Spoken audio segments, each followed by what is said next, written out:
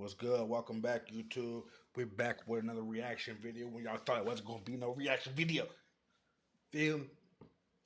Don't worry about me, y'all. I'm too turned up right now. My Steelers just won right now. You feel me? Had to come downstairs, do this little reaction that I seen pop up on my TikTok feed. So guess what? We're finna get into this video. Make sure y'all like, comment, share, subscribe on phone now. Hit that notification bell. Pay attention to the girl in the middle. Her name is Lily Hartley. She's an 11-year-old sixth grader walking along Cedar Street in Clearwater, Oregon on a Saturday morning in April 2014. Now, pay attention to the two girls walking beside her. The one on the left is Sarah Vance. The one on the right is Riley Brennan. They've been Lily's closest friends for years. They spent the night at a sleepover. On phone now, I feel like they did some backdoor ass shit. Let's just watch. Together. They planned this walk to the park. And in exactly 19 minutes, they will lead Lily deep into the woods and stab her 14 times, leaving her bleeding and alone, certain she's about to die. At 9:47 a.m. on April 20th. Wait a minute, so you mean to tell me y'all gonna walk y'all best friend down into the woods, stab her 14 times, and just leave her later to die? Come on, folks. That ain't no best friend. That ain't no close friends. None of that. That's motherfuckers I was plotting on you, boy. 2014, a security camera outside Miller's Pharmacy captured this footage of three middle school girls walking together. There is no visible tension, no argument, nothing that suggests what's about to happen. But this footage would later become critical evidence in one of the most disturbing juvenile crime cases in Pacific Northwest history, because what these three girls were walking toward wasn't an accident. It was a premeditated attack driven by a delusion so powerful that it convinced two children they had to commit murder or lose everyone they loved. Welcome to Last Witness. Subscribe and hit the bell icon for more haunting crime stories that expose how modern technology connects us to both opportunity and danger. Do you feel like you're a survivor? Yeah, I shouldn't be alive. I really shouldn't after what happened. Lily Hartley survived that attack, barely. Whoa, boy, she survived.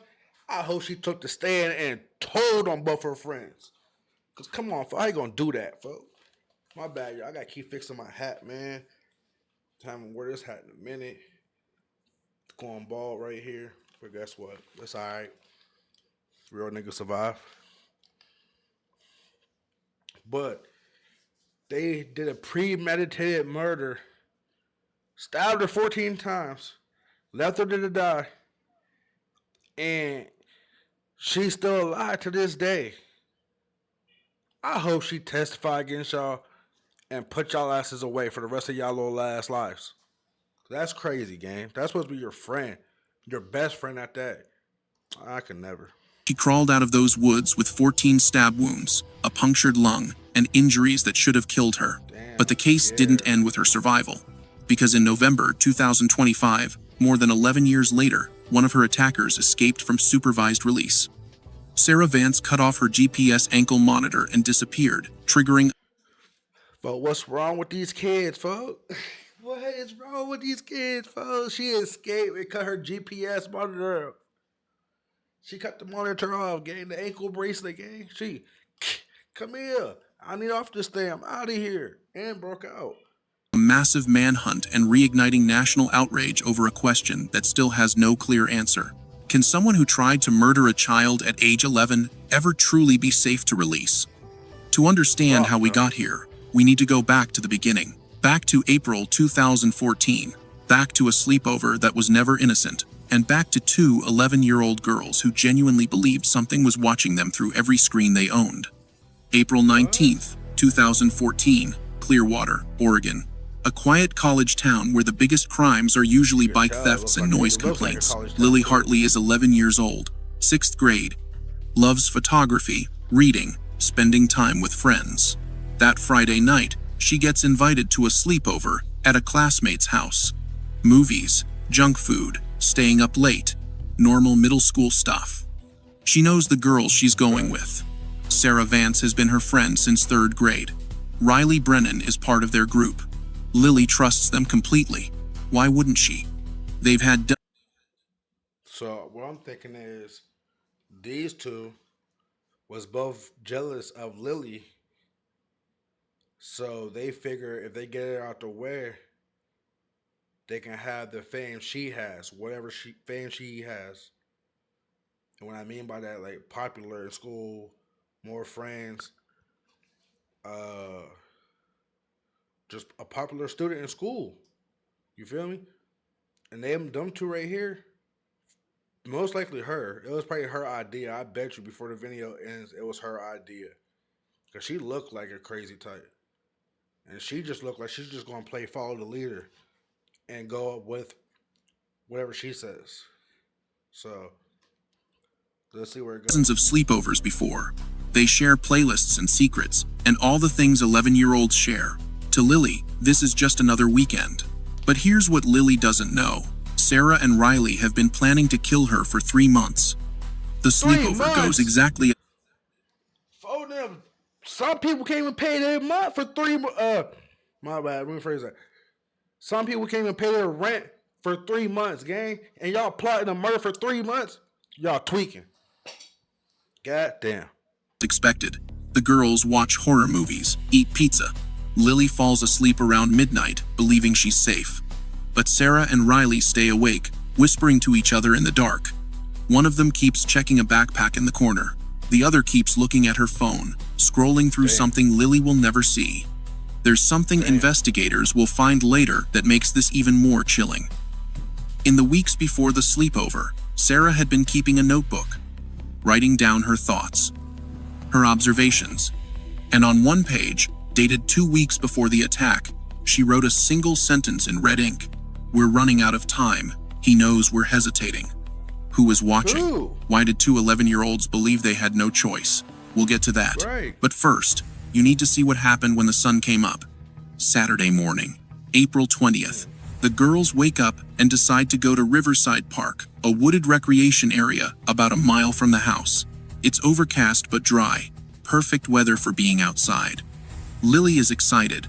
She thinks they're just going to explore the trails, take some photos, maybe grab coffee afterward. She has no idea what's coming. The three girls leave the house. So this little girl don't even. This little girl right here, she don't even know what's coming her way. Chat. Like they took her to a wooden area. As the video said, it's wooden. No, not wooden. Wooded. So they was already planning to kill this girl for 3 months and didn't even do it right. You stabbed her 14 times and she still survived. Like how stupid can you kids be? And what y'all gonna blame it on? Y'all watch too many scary movies? No, this whole thing was premeditated. On game. Together. A security camera from a nearby pharmacy captures them walking along Cedar Street. And this is the footage you need to see. Because when you know what happens next, this video becomes almost unbearable to watch. 3 kids in hoodies and sneakers, walking side by side. No visible tension. No argument. Lily is holding her camera. See, first and foremost, anytime I walk with my friends in the dark and we buy woods, whatever,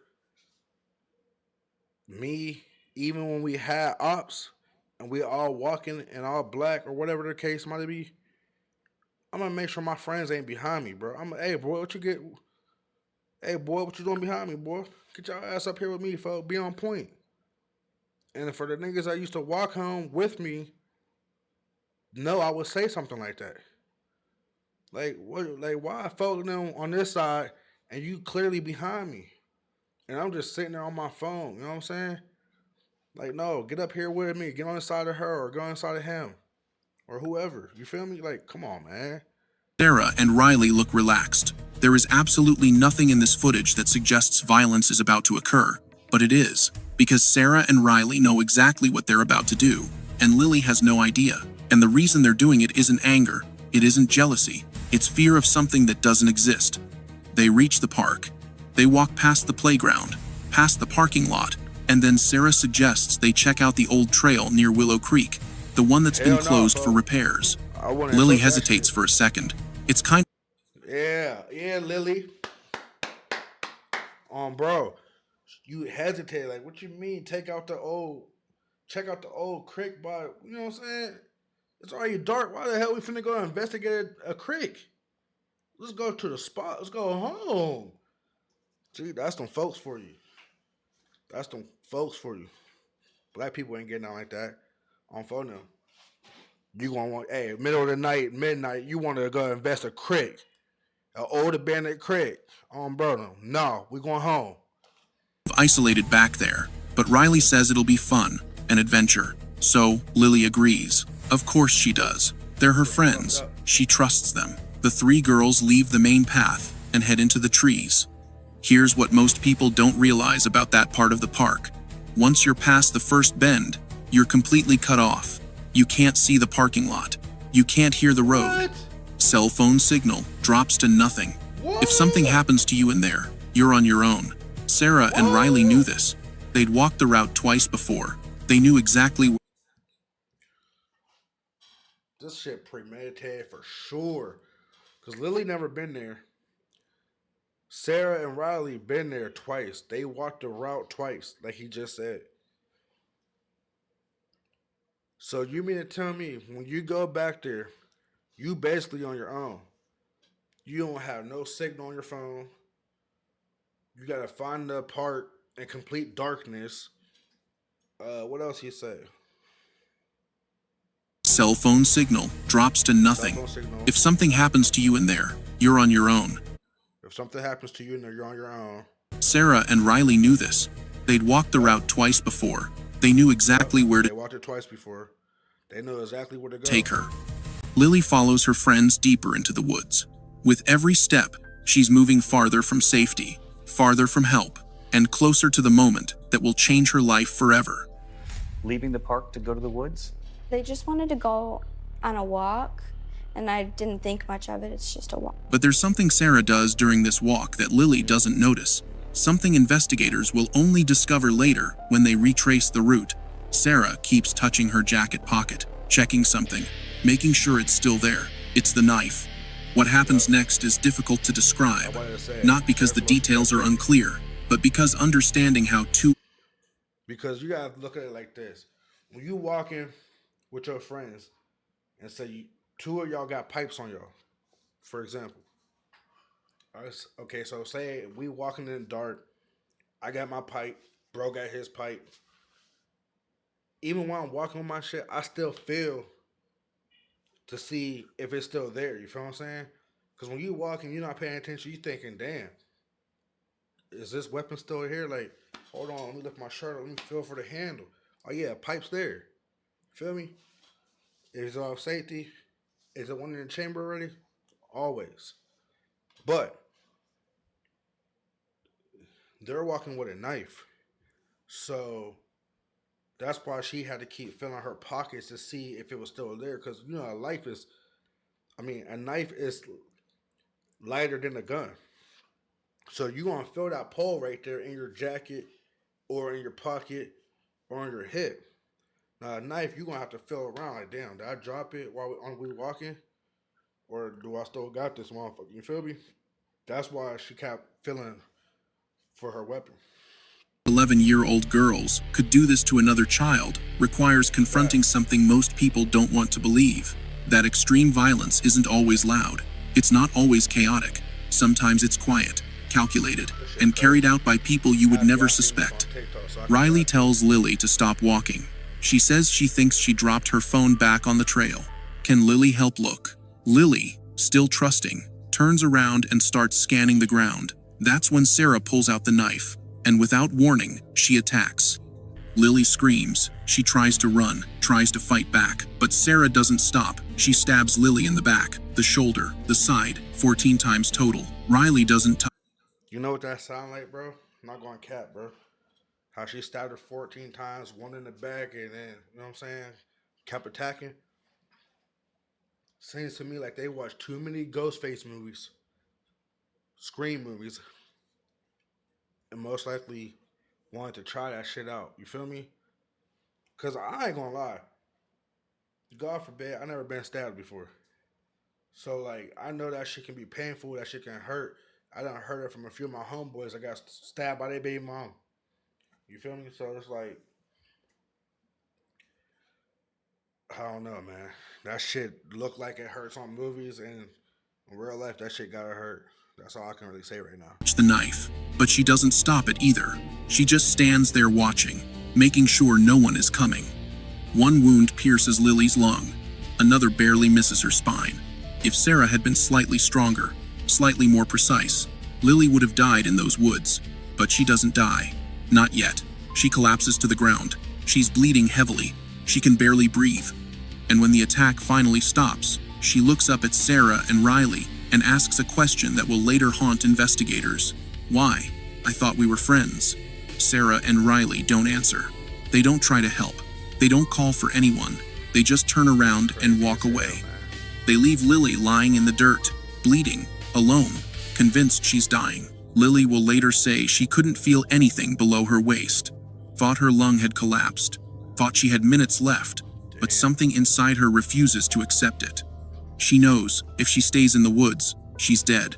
So she starts crawling, dragging herself back toward the trail, leaving a streak of blood on the leaves behind her. She crawls for what feels like an eternity. Every movement is agony, but she doesn't stop. Eventually, she makes it back to the edge of the parking lot. A jogger sees her, calls 911 immediately. Paramedics arrive within. Yo, thank God for that jogger.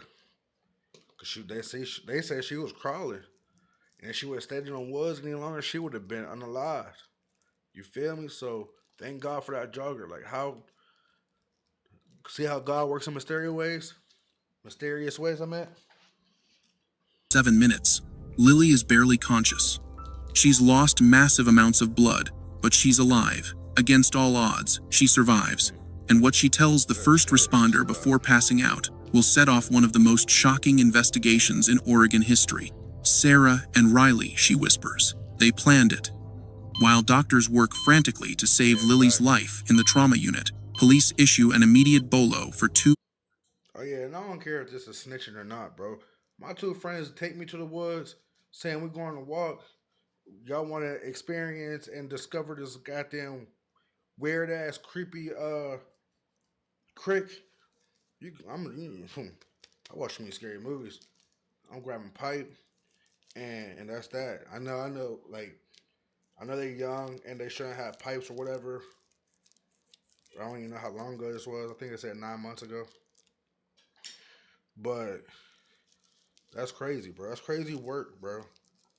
Like nowadays, like me and my friends and they kids, we take nature walks when it's like springtime and summertime. We'll go to like a little park we know and walk it. No weird shit. Just something to do with the kids. Feel me? But I ain't going out like that, bro. Thank God for that jogger. That jogger seen her crawling, bloody, damn near unconscious. So thank God for her. God really works in mysterious ways, bro. Because she could have been dead if she would have waited 5 more, 10 more minutes in the woods. 11-year-old girls, Sarah Vance and Riley Brennan, last seen in the area of Riverside Park. Considered armed and dangerous. It doesn't take long to find them.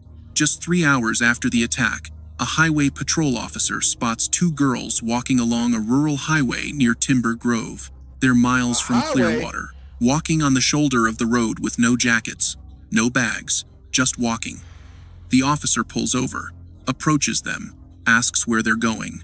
At first, they say they're just walking home, but something feels off. The officer asks their names. They lie. Give fake names, but the officer has already heard the bolo. He asks again, and that's when Sarah Vance makes a decision. She looks at the officer and says, "You're going to find out eventually." She admits who she is. She looked at the officer and said, "You're going to find out eventually who I am?" What? The officer immediately places both girls under arrest. They're taken to the Clearwater Police Department, separated, and what happens in the interrogation rooms over the next 6 hours will produce some of the most disturbing footage ever recorded in a juvenile case. Sarah Vance sits in the interrogation room. She's 11 years old. She's just been arrested for attempted murder, and she's calm, disturbingly calm. No tears, no panic, no visible emotion, She sits across from detectives and explains, in character. Didn't I tell y'all at the beginning of this video? She looked like the crazy one. And then the other friend, she looked like the friend that just play stupid. Play follow the leader. Okay, she's planning murder. I'm gonna go along with it. I'm gonna bring the knife and the book back. You see how the dude said that though? Like she looked at the detectives, no remorse, not crying, not scared. At 11 years old. And most you grown ass niggas get in the interrogation room and get to talking y'all lips off, bruh. 11 years old, arrested for murder. Come on, man. It's crazy as hell. Detail exactly what she did. She describes the attack, how many times she stabbed Lily, where she stabbed her. She talks about it the way someone might describe a homework assignment: factual, sequential, detached. The detectives are horrified, not just by what she's saying, but by the complete absence of guilt in her voice. One detective asks, "Do you understand what you did to Lily?" Sarah nods. "Yes, but we had to." "Why did you have to?" Sarah pauses, looks at the detective like he's missing something obvious. "Because he was watching. He told us what would happen if we didn't." "Who was watching?" "You wouldn't believe me if I told you. Try me." Sarah leans forward. "He lives in the static, between the videos, in the parts of the internet no one else can see. And if we didn't prove ourselves, everyone we love would disappear." The detective exchanges a glance with his partner. "Sarah, who are you talking about?" "The Watcher." In the other interrogation room, Riley Brennan is telling a similar story. She admits to helping plan the attack, admits to leading Lily into the woods, but when detectives ask why, her answers don't make sense either. "Sarah said he was real," Riley says. "At first I didn't believe her, but then she showed me the videos, the glitches, the messages, and I started seeing him too. So basically, it was a demon or some type of off ass spirit living in their TV, telling them to do this shit. Because if they didn't do it, everybody they love, family wise, would disappear. So let's get deeper into this. This shit's getting interesting. Who? The Watcher. He appears in reflections, in corrupted files. He watches us through our phones. Riley, that's not real. Riley's eyes widen. That's what he wants you to think. Later in the interrogation, detectives tell Sarah that Lily survived. Sarah's reaction is immediate. Her eyes go wide. She sits forward. And then she asks a question that chills everyone in the room. Does that mean we failed? Is he going to punish us now? Not relief, not guilt, just fear of consequences from an entity that doesn't exist. Here's what you need to understand. The Watcher is not real. He never was. He's a fictional character created on the internet in 2011 as part of an experimental horror project. He's described as a presence that exists in digital spaces. No face, no body, just static and silence. According to the stories, he watches children through their devices, appears in corrupted files, drives people to madness. He's a piece of collaborative internet fiction, a digital ghost story, entertainment. But to Sarah Vance, the Watcher was as real as the room she was sitting in. And this was... Hey, yo, I don't care who watching this when I post it. If y'all got kids out there like I do, I got two step kids that I live with, and I got my own biological daughter, bro. Y'all better start keeping contact of y'all kids' phones, Nintendo Switches, games, all that shit. Cause this story is something crazy. Just imagination run wild. Sarah had been experiencing severe psychiatric symptoms for years. She heard whispers through her headphones when nothing was playing, saw figures and reflections that vanished when she turned around, had delusions that made it impossible for her to separate online fiction from lived reality. She wasn't pretending. She genuinely believed the Watcher existed, genuinely believed her family was in danger, genuinely believed killing Lily was the only way to save them. This belief didn't form overnight. It had been building for months. Sarah spent hours on a website called The Void Archives reading Watcher lore, watching fan-made videos. joining forums where users role-played as his witnesses, and the more she consumed, the more real he became. The internet didn't create her delusions, but it gave them structure, a mythology, a sense of purpose, and Lily Hartley nearly died because of it. As the case moved forward, it became clear this wasn't a standard criminal prosecution. Both girls underwent comprehensive psychiatric evaluation, and what doctors found was deeply troubling. Sarah Vance was diagnosed with an early psychotic disorder with severe delusional features, a condition that distorts perception. So that's why she was seeing all that and hearing all that. Like she was seeing figures and hearing whispers through her headphones when nothing's even playing. So instead of her parents getting her help that she needed, her parents let her have a sleepover and walk her friend to the woods. Well, her friend to the woods with another associate and stab her 14 times. Thinking they left her there to die whole time, she got saved by a jogger. That's crazy. That's deeply freaking crazy. Cognition and emotional response. At the time of the attack, Sarah was experiencing active psychotic symptoms. She genuinely believed the watcher was real, genuinely believed her family was at risk, genuinely believed violence was her only option. She wasn't lying. She wasn't seeking attention. Her brain was constructing a reality that didn't exist. Riley Brennan's evaluation was more complicated. She didn't have a psychotic disorder, but she had been so deeply influenced by Sarah's certainty that she adopted the delusion as her own. Psychologists identified it as shared delusional disorder. Riley believed Sarah, and her fear of the supposed consequences overrode every other instinct. Both girls were initially charged as adults with attempted first-degree murder. Under Oregon law, juveniles over 11 charged with violent felonies can be transferred to adult court. The brutality of the attack, the clear planning. Damn. I didn't know Oregon was coming like that. So you commit a crime and you age 11 or 12, and you could commit a crime like murder or premeditated murder, you can be tried as an adult at the age of 11 and get transferred to the big boy slash big girl courthouse. And they was charged with first degree murder. Probably premeditated too. And Lily's near-fatal injuries left prosecutors with few alternatives.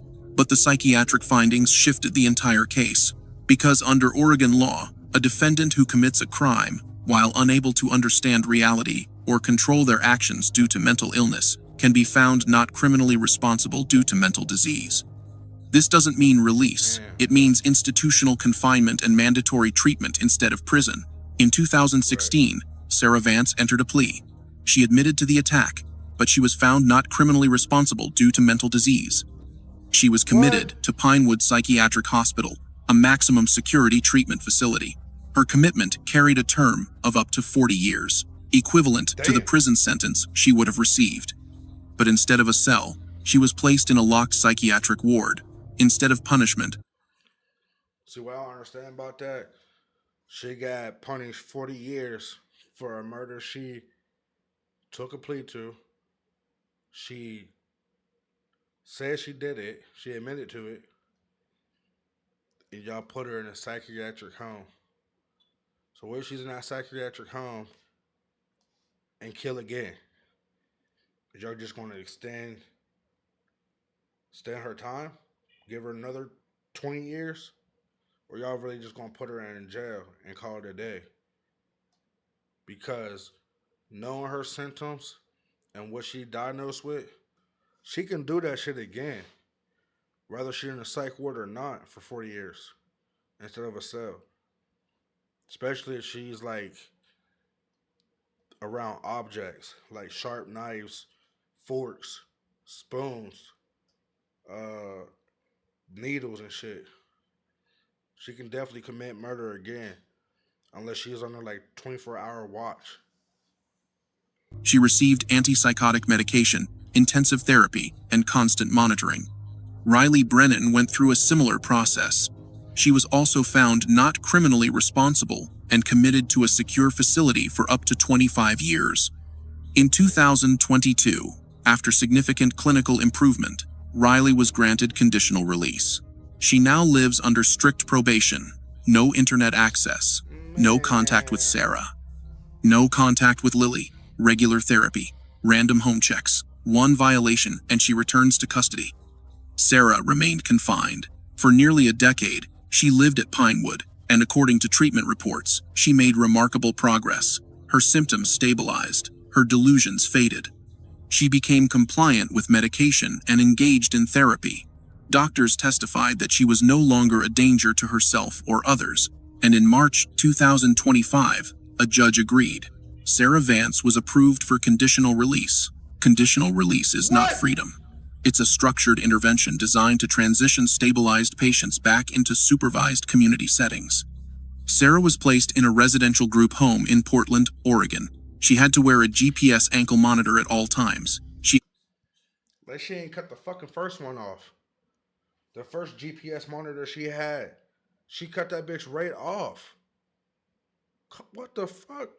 Had mandatory psychiatric appointments twice weekly, required medication compliance checks, strict movement restrictions. She couldn't use the internet without supervision, couldn't leave the facility after 8 p.m., couldn't go anywhere near Clearwater or contact Lily's family. One violation, and she'd be returned to Pinewood immediately. First of all, you and your other homie, your homegirl, stabbed Lily 14 times. Why would you even have contact? Why would you even think to have contact with this girl's family after you know what you did? The decision to release her was met with outrage. Victim advocates argued it was premature, that Sarah still posed a risk, that Lily Hartley and her family deserved peace of mind. But forensic psychiatrists argued that indefinite confinement without progress wasn't justice or treatment, that Sarah had responded to intervention, that supervised reintegration was clinically appropriate. For several months, everything appeared to be working. Sarah attended her appointments, took her medication, followed all conditions. Staff reported no behavioral concerns. The system seemed functional. But something was happening beneath the surface. Sarah had become close with another resident, and according to later testimony, she began expressing frustration with the restrictions. She felt the rules were excessive, wanted to feel normal again. So, on November 18th, 2025, Sarah made a decision. She found a pair of scissors, cut through the strap of her GPS monitor, and walked out. For nearly 20 hours, Sarah Vance was missing. She hitchhiked.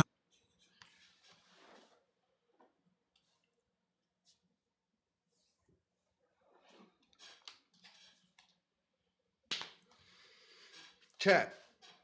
Didn't I just say that? The first ankle bracelet she had on, she cut it off, bro. So giving her another one, what you thought was going to happen? And not that she just got another one, she cut that one off too and walked right out the damn door.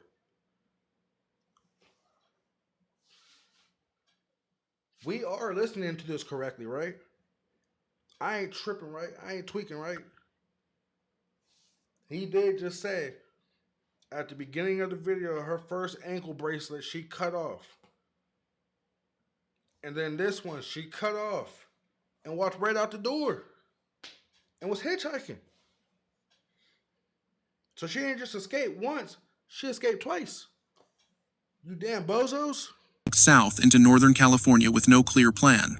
No destination, just running.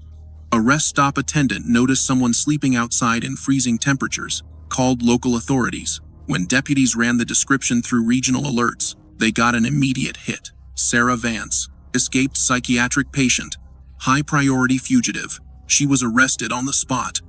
The news exploded. People were furious. How could someone who tried to murder a child be living in a group home? How could she just walk away? 4 staff members were suspended. State legislators demanded oversight hearings. Oh, F all that. The 4 staff members that were suspended, they should be fired. Because I bet you any money that happened on their shift. Come on, man. Get with the program, man. Y'all shouldn't just been suspended. Y'all should have been fired, completely fired, and put down as non-rehirable. Come on, man. And the public asked over and over, Should she have been released at all? For Lily Hartley and her family, the escape was devastating. They had spent years Damn. rebuilding, thought the worst Lily was was probably behind them, scared for real. but the news brought it all crashing back. Lily's family issued a brief statement through their attorney. They expressed relief that Sarah was apprehended quickly, but avoided public debate. They just wanted stability. On December 12, 2025, Sarah's public defender announced she would not contest the state's petition to revoke her conditional release. A hearing is scheduled for late January Fuck that. Lock her ass 2026. up. Fuck all that. How many chances y'all gonna give her and putting her in psychiatric help? And she just cuts off the GPS monitor and walks right out the doors. Y'all not having these facilities on 24/7 lockdown. Obviously, y'all not. Then y'all 4 staff members got suspended when they should have been fired. Dead ass. Well, she might have been caught right then and there, but let's say whoever that person was at the rest stop didn't get stabbed to death. Let's say she would have jacked her, poked her up, took her car, probably with her baby in it, or whatever the case might have been, and drove off. Like, y'all not taking this serious at all, bro. And if I was Lily's family, I would have made a brief statement too. And I would have been scared for my daughter's life, bro. Cause not just this girl escaped once, but she escaped twice. Not once, but twice. Sarah is back in secure custody at Pinewood, and she will almost certainly remain there indefinitely. Through everything, one person has shown extraordinary resilience: Lily Hartley. She survived an attack that should have killed her, crawled out of the woods, and saved her own life. Endured surgeries, physical therapy, and years of psychological treatment, and rebuilt. Crazy. In 2020, Lily gave a single interview to a local news outlet. She spoke briefly about the attack and her recovery. She said something that resonated deeply. "I could have died that day. Part of me did, but I'm still here, and I refuse to let what they did become my whole story." Lily is now 22 years old. She's a college graduate, works as a victim advocate for other survivors of violent crime, has a strength that defies explanation, but she also carries scars. Physical ones from 14 stab wounds, emotional ones from the betrayal of people she trusted, and the ongoing weight of knowing that her attackers remain part of an unresolved legal process. Lily Hartley crawled out of those woods because she refused to die for someone else's delusion, and the line between fiction and reality has never been thinner.